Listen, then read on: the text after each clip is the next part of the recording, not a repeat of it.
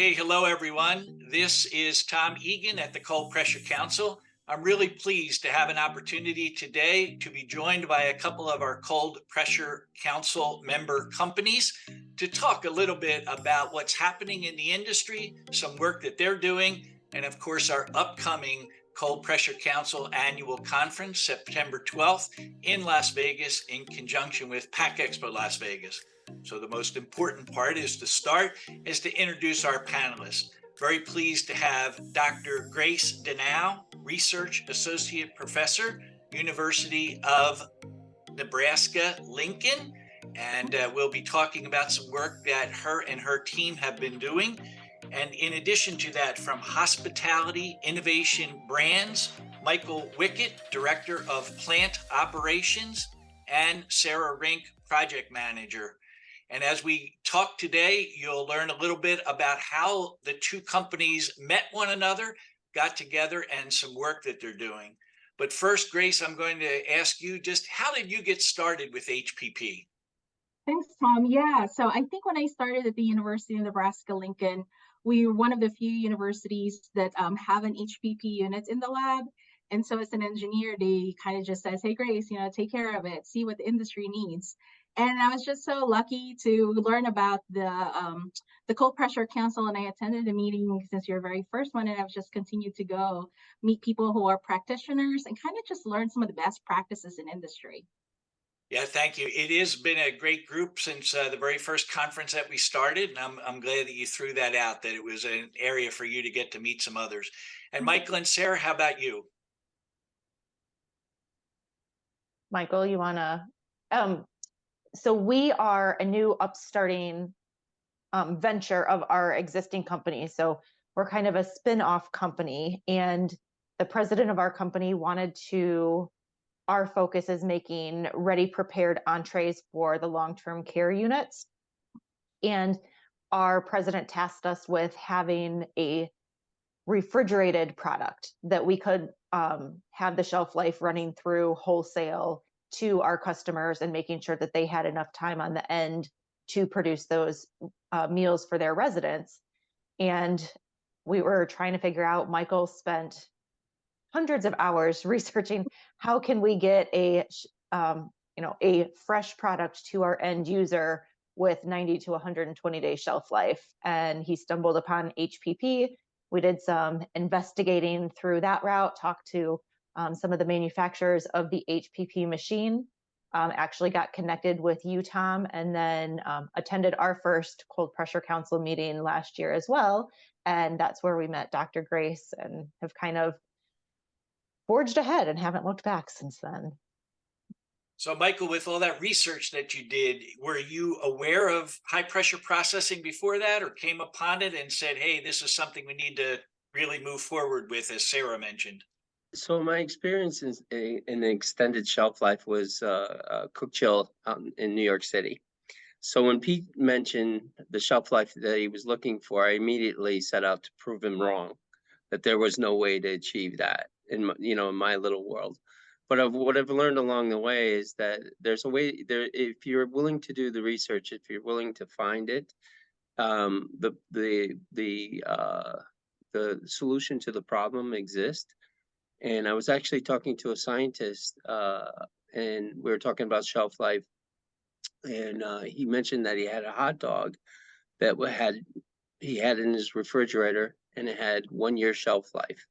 I was like, how did you do that? And he mentioned HPP, and that was very foreign to me. I didn't know what that meant. I didn't know anything about that. And we started researching it, and I never thought in my wildest dream that we'd actually get involved with the Cold Water Pressure Council or I never knew that all of this whole world existed. So it's been a great journey. It's been magical, actually. Oh, great. Yeah, well, that's a good story. You're all coming at it from a little bit different perspective, which I think is a fascinating part of it. Let's talk a little bit about how you got connected. You all said you went to the Cold Pressure Council annual conference in September, or excuse me, in October of 2022. So you're there at the conference and just started talking and networking as we like to do. Or Grace, how about you? How'd you get it started? I think we had a booth. So like in our table, we basically had, you know, a description of who we are and what kind of services we offer. And here comes Michael just picking up everything that he can pick up possibly. And I think he got a business card for me. And I don't think we actually talked at that meeting because it's a very quick 1-day conference and it's jam-packed with lots of topic and lots of people to talk to. So afterwards, he contacted me, and then a couple of phone calls. He came and visited, and we're just continuing the collaboration and the discussion. And Sarah, you were also involved in that collaboration piece. Was it a straightforward, hey, we met Grace and here we go, or there was a, hey, let's find out a little bit more about what it is that her and her team do? Yeah, so my recollection of Grace from the meeting was she asked really good detailed questions. And as Michael said, we were total newbies, hadn't gotten too far into it. So I was sitting there listening to questions like, how am I ever going to like be in this realm or understand, know these types of questions to ask? And so once we were able to get connected a little bit and Michael had started having conversations, I was like, okay, I don't necessarily have to be the person that has the answer to all these questions or even know the questions to ask. You just need to be connected with the right people that can also help guide you and understand this world better. So just a really good kind of mentoring somebody who knows the world. As far as collaboration, Michael is pretty much the R&D side of our company. I am the dietitian side that says, okay, this is great. Now let's make the nutrition work for our clientele. So there's a lot of just collab on our end, but then we work very well together. So I wasn't able to go out and visit the University of Nebraska, but I was included in meetings out there and looking at the big picture. How do we want this to translate?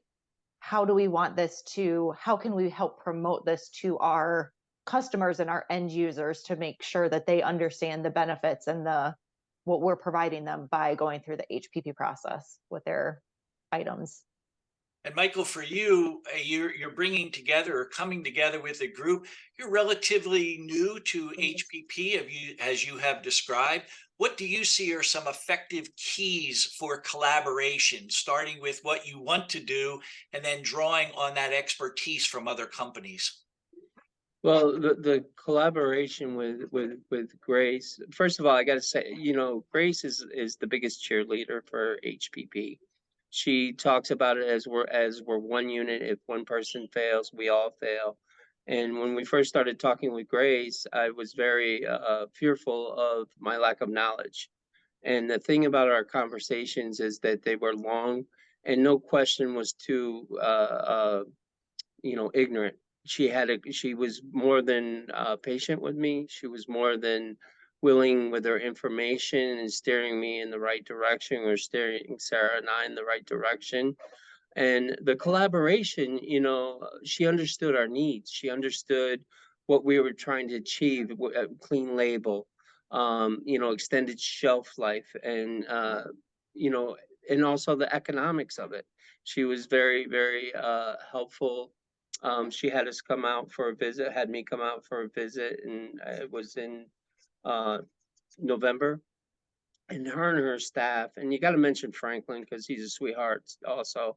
Her and her staff, it was just an amazing experience in what they could provide, and how they could help us and help us bring our product to the market. And it was very important to her that we were able to bring our product to the market. It was almost like it was her product also. It was very important that we win, and there's costs associated with not being able to get to the market as quickly as possible. And she was very accommodating. And also formulation, things that I didn't understand in the beginning, and she helped me understand how important your formulation is. And yeah, it was a very good experience. I'd like to add, can I quickly add to that? I think it's also just I like what Sarah said about, finding us as a resource, but we certainly don't have all the answers here at UNL. I think, Michael, I don't know if you remember, we reached out to a couple of tollers also to kind For of get sure. some of their feedback and some of their information. So I think it's always nice for people like Sarah and Michael, when they do their research, they try to touch different stakeholders or actors within the HPP industry. So Cold Pressure Council, some of the equipment manufacturers, and then certainly the tollers, and then some of the testing labs. So it kind of gives you a bigger picture of what HPP can do for you and what some of the limitations may be. I have to jump in and add, it's have found that collaboration among professionals is often very good. The collaboration within the Cold Pressure Council for its members has been really strong. A little bit smaller group, if you will, that are focused on high pressure processing, and the information that they share and experiences in order to really push the whole of the effort forward and the success forward, I think has been a notable element. And it does include equipment manufacturers, the materials providers, the tollers, those companies that are providing products to the marketplace, and of course the research organizations like you're doing with you and your team, Grace. So that's a pretty big area. How about, are there any future areas of collaboration? I know you're still working together. Is there something where you said, hey, we might want to? I'll give it to Grace first, and then Sarah and Michael. Yeah, I think so besides kind of helping Sarah and Michael bring their products to market, Michael had mentioned essentially that they're going to have this machine. And so there's also maybe some interest in co-manufacturing for some of the smaller entrepreneurs who may not necessarily, let's say, have the volume yet to go with a large toller that happens to be either closer to them or for whatever reason. So I think that's kind of maybe a potential future collaboration. When we get requests from small entrepreneurs wanting to try HPP out, certainly we can provide up to a certain level of services here at the university. At some point, when they're actually trying to make product and bringing it to market, they may choose to work with a smaller toller first. And so then I think this is where, if HI brands want to provide those feature services, then that could be an option for us to kind of, be able to pass on a future client of mine, become a client of you guys, and then eventually they might move to a bigger tolling facility. And Sarah and Michael? Yeah, yes, for us, definitely right now, we what we manufacture would be food service to food service. In order to go to retail, we would have to change our formulation, and our formulation isn't exact for that to do that right now.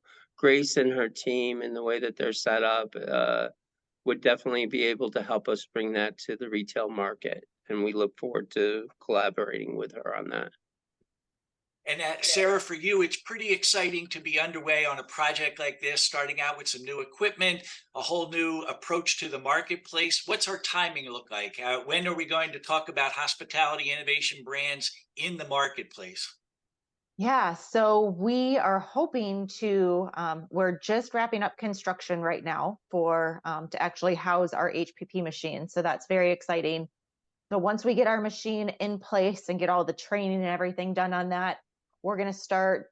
We've got some beta test customers that we're already working with who are existing customers of our sister company.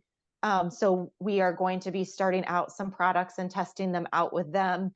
And we're really looking towards late fall to branch out some of our few select items to be a larger product line for more of our existing customers within our sister company. So kind of a slow, gradual process working up into larger volume going through the machine. I do want to backtrack one quick second, kind of something that Grace had mentioned with the smaller companies is kind of how we ended up in this boat in the first place. We were, and we are currently one of those small companies who were reaching out to tollers because we, again, as I mentioned, we're in a beta test right now and expanding just to see how our customer base does with these products. So we're kind of in that learning curve. We didn't want to go through the whole realm of purchasing our own HPP machine. We wanted to use tolling as our way to get into the market. But with our starting out with the beta test, our products were so small, like our volume going through the machine would have been so small, we didn't really have an in with any of those larger tolling companies just because of the volume they were getting from other manufacturers. So we ended up just biting the bullet and purchasing the HPP machine for ourselves. So one of my goals is to help those more boutique style manufacturers, to help get them, somebody who already has large volume, they wouldn't necessarily look at them, but have us be able to help them out as well, just to get into the marketplace and help showcase their product. That's really another indication of that collaboration that we see within the high pressure processing community, the HPP community, and especially with our cold pressure council members. I appreciate both of you as your companies being involved and a strong supporter of the Cold Pressure Council. We're looking obviously to continue to grow and to increase this collaboration, just as you're talking about. And I look forward to having the brands, hospitality innovation brands, product out in the marketplace. Do a little piece in our newsletter and let everybody know that, hey, it went from beta testing to being in the market. Well, that's all the time we have today. Michael, Sarah, Grace, thank you very much for joining us. I appreciate you sharing the ideas, and we'll get this out to the HPP community and the Cold Pressure Council members so that they can continue to build on the business that they do. I wish you continued success and look forward to speaking with you at our upcoming conference and then continuing then into 2024. Thanks, everybody. Thanks, Thank you. Tom.